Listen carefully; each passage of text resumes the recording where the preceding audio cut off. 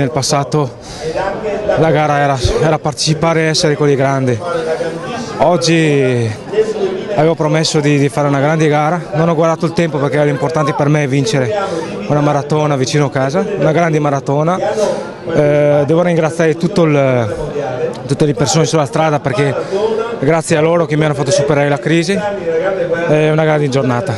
Dopo la mezza l'ho rallentato, io ho provato andare 2 secondi sotto quello previsto, quindi ci ho provato dalla mezza fino all'arrivo a fare tutto da solo. Purtroppo al caldo con la spinta sentivo i piedi sotto che è un po' di vesciche, però facevo meno di sentirle e continuo a spingere fino all'arrivo. Sono contento di aver vinto finalmente la maratona. Io sono un lavoratore, sempre stato un lavoratore.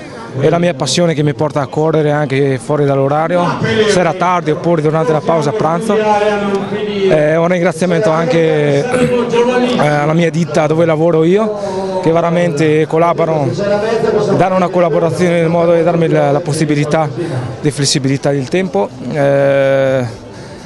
È una grande vincita dove la dedico alla mia famiglia, alla mia società Biotecna e a tutti i trevigiani. Abito nel Bellunese, abbiamo mostrato una grande amicizia, grandi amici, sono presenti anche qua.